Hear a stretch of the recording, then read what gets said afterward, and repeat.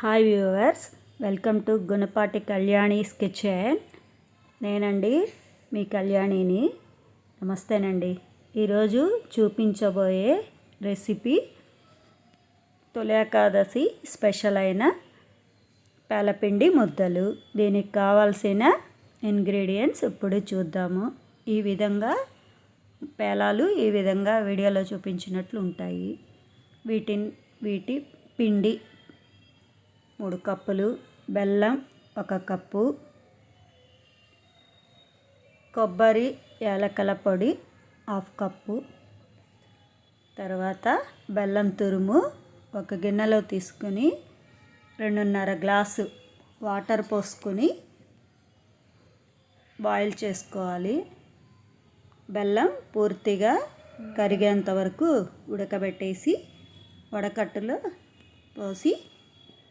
పోయడం వలన దానిలో ఉండే నలకలన్నీ వచ్చేస్తాయి, రిమూవ్ అయిపోతాయి. తర్వాత నాన్ స్టిక్ పాన్ని మళ్ళీ పొయ్యి మీద పెట్టి హై ఫ్లేమ్లో ఒక 4 పొంగులు వచ్చేంత వరకు కలుపుతూ ఉండాలి. తర్వాత పేలాల పిండి 3 కప్పులు, కొబ్బరి యాలకుల పొడి 1/2 కప్పు, 2 స్పూన్లు నెయ్యి వేసి కలుపుకోవాలి. కొబ్బరి వేసాక ఎక్కువ ఉడకాల్సిన అవసరం లేదు. తర్వాత మూత పెట్టేసి చిన్నగా కలుపుతూ ఉండాలి.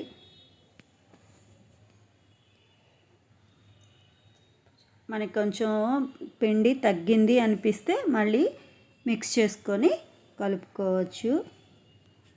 మూత పెట్టేసి లో ఫ్లేమ్లో కలుపుతూ ఉడికించుకోవాలి. ఈ విధంగా మనం నెయ్యి వేయడం వల్ల పాన్కి రిమూవ్ అవుతూ లడ్డూకి వీలయ్యే విధంగా గట్టిగా వస్తుంది. తర్వాత దాన్ని పూర్తిగా చల్లారనిచ్చి ముద్దలు చేసుకుంటే తొలి ఏకాదశి ప్రసాదమైన పేలపిండి ముద్దలు రెడీ అయినట్టే.